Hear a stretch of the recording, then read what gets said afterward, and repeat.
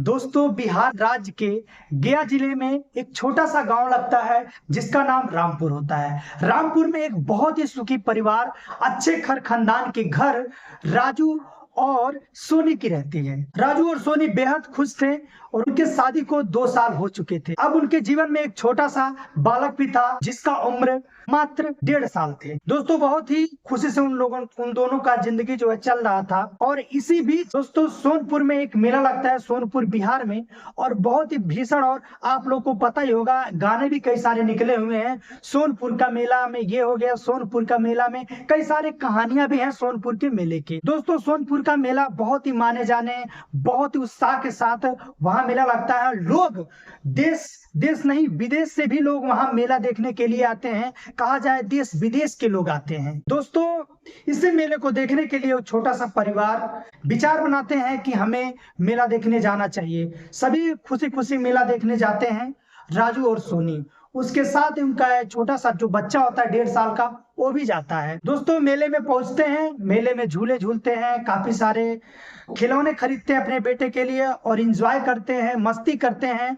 करते करते दोस्तों उन लोग को रात हो जाता है।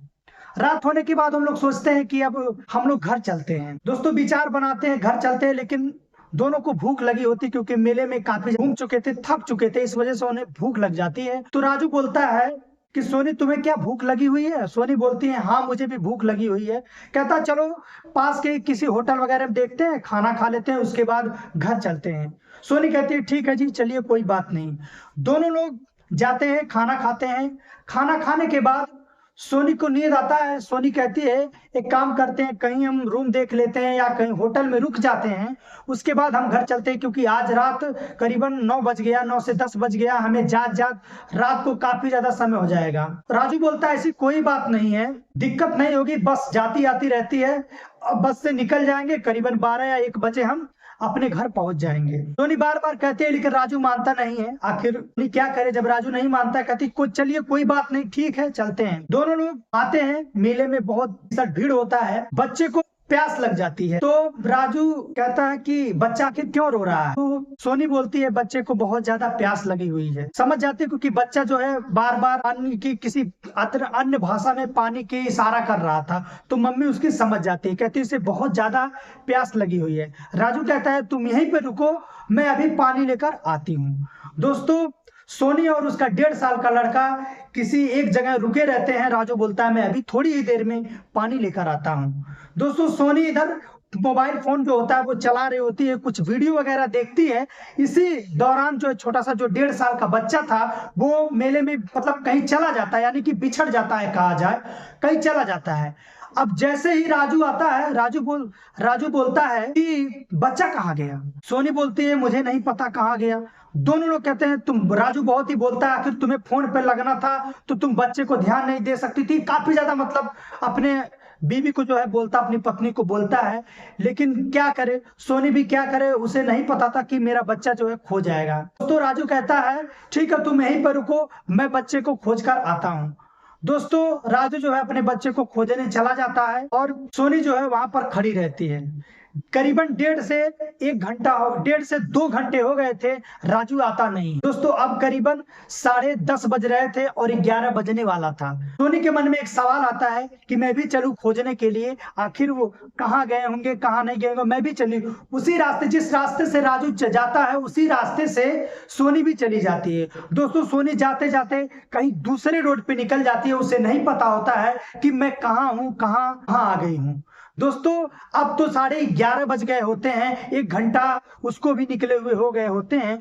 इधर जो है राजू अपने बच्चे को खोजकर चला आता है और देखता है कि वहां तो सोनी है ही नहीं। जब इतनी देखता है कि वहां सोनी नहीं है तो उसे बहुत ज्यादा घबराहट होती है, बहुत ज्यादा चिंता और फिक्र होने लगता है। फिर वो बच्चा लेकर खोजने चला जाता है, लेकिन सोनी जो है कहीं भी दिखाई नहीं पड़ती है और चारों तरफ मेले के भीड़ भड़ाका पड़े हुए थे। दोस्तों राजू जो है हार मानकर क्या करे कुछ उसे समझ में नहीं आता है। वो अकेले ही घर चला जाता है, सोचता है कोई नहीं, कल मैं आकर अपनी वाइफ को खोजूंगा या पुलिस स्टेशन में जो है केस लिखवाऊंगा। दोस्तों इधर जो है सोनी की हालत काफी ज्यादा बिगड़ जाती है, रोने लगती है, गिड़गिड़ाने लगती है, मैं कहाँ आ गई, कहाँ आ गई, चिल्लाने लगती है। दोस्तों जाते जाते जाते जाते 12 बज जाते हैं। 12 बजने के बाद वो कुछ देर आगे निकल जाती है जहां सुनसान जंगल होते हैं और हाईवे रोड था। हाईवे रोड से जा रही थी, तभी उसे 3 जो है बाइक पे लड़के दिखते हैं जो सिगरेट पीते हुए मौज मस्ती करते हैं। दोस्तों दरअसल उन लोग भी मेले ही देखने आए हुए होते हैं, लेकिन अचानक उनको एक 20 साल की सोनी दिखाई पड़ जाती है। जैसे उन लोग सोनी को देखते हैं, उन लोग के मन में गलत विचार होने लगते हैं और वो सोनी के पास आते हैं, कहते हैं तुम क्यों रो रही हो मैम, बहुत स्टाइल में बोलते हैं तुम क्यों रो रही हो। वो कहती है मैं जो है बिछड़ गई हूँ अपने पति और अपने बच्चे से, मुझे समझ नहीं आ रहा मैं कहाँ जाऊं कहाँ ना जाऊं, ये रोड बता दो कि जो मेरे गांव का जो रास्ता है, गया डिस्ट्रिक्ट का जो रास्ता है वो कैसे जाएगा, मैं चली जाऊंगी। उन तीनों के मन में गलत विचार गलत वहम पहले से ही था। वो तीनों दरिंदे क्या करते हैं, कहते हैं आओ गाड़ी पे बैठ जाओ, मैं तुम्हें गया जिले छोड़ देता हूँ। दोस्तों वो कहती ठीक है मैं बैठ जाती हूँ। अब वो थोड़ा बहुत खुश होती है कि मैं पहुंच जाऊंगी अपने घर, लेकिन दोस्तों उसे शायद नहीं पता था ये 3 लड़के उसके साथ ऐसा घिनौना हरकत करेंगे कि वो सोच भी नहीं सकती। दोस्तों तीनों लड़के ले जाते हैं, पास में एक छोटा सा घर पड़ता है जहां कोई रहता नहीं है, बहुत ही पुराना बहुत ही खंडहर घर रहता है जंगल के थोड़ी सी आगे। दोस्तों वहां ले जाकर ये बारी से बारी उसके साथ बलात्कार करते हैं, रेप करते हैं, गैंग रेप करते हैं दोस्तों। और वो रोती है, चिल्लाती है, बिलखती है, लेकिन उसका कोई नहीं सुनता है। फिर ये तीनों उसे वहीं पे छोड़कर चले जाते हैं। दोस्तों अब वो उठती है, अपने आप को संभालती है, रोती है, लेकिन हिम्मत नहीं हारती है वो 24 साल की औरत सोनी। दोस्तों फिर वो चलती है और वो रोती है, लेकिन चलती है, चलने के बाद फिर वह हाईवे रोड पे आ जाती है। हाईवे रोड पे आने के बाद फिर वो मदद के लिए गुहार लगाती है, लेकिन कुछ लोग आते जाते रहते हैं, लेकिन कोई नहीं मदद करता।